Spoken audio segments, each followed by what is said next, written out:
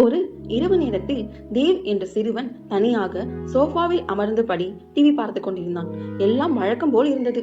அப்பொழுது திடீரென்று காற்று ஜன்னல்களை பலமாக மோதியது. திரைகள் பேய்களைப் போல பறக்கத் தொடங்கின. அப்படியே மின்சாரம் துண்டிக்கப்பட்டது. முழு அறையும் இருள் மூழ்கி அமைதியில் மூழ்கியது. தேவ் அசைவில்லாமல் நின்றான். அம்மா என்று மெதுவாக அழைத்தான். பதில் இல்லை. அவன் தன் தலையணையை இறுக்கமாக பற்றி கொண்டான். இதயம் வேகமாக துடிக்க தொடங்கியது. அப்பொழுது விசித்திரமான ஒன்று நடந்தது. மேஜையின் மீது அவனது பாட்டியின் பழைய மெழுகுவர்த்தி தானாகவே பற்றி கொண்டது. ஒரு சிறிய தீப்பொறி மெதுமெதுவாக பெரியதாய் அதிக பிரகாசமாக ஒலித்தது. தேவின் கண்கள் பயத்தில் பெரிதானது. அவன் மெதுவாக பின்னே சென்று நின்றான். அந்த மெழுகுவர்த்தின் ஒளியில் இருந்து ஒரு ஒளி உருவம் தோன்றியது. வெள்ளி நிற முடியிலுள்ள ஒரு பெண்மணி. மெதுவான புன்னகை.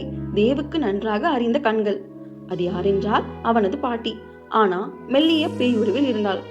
தேவ் மூச்சை வாங்கி பாட்டி என்று தடுக்கி தடுக்கி சொன்னான். பயம் காரணமாக அவன் கைகள் நடுங்கின.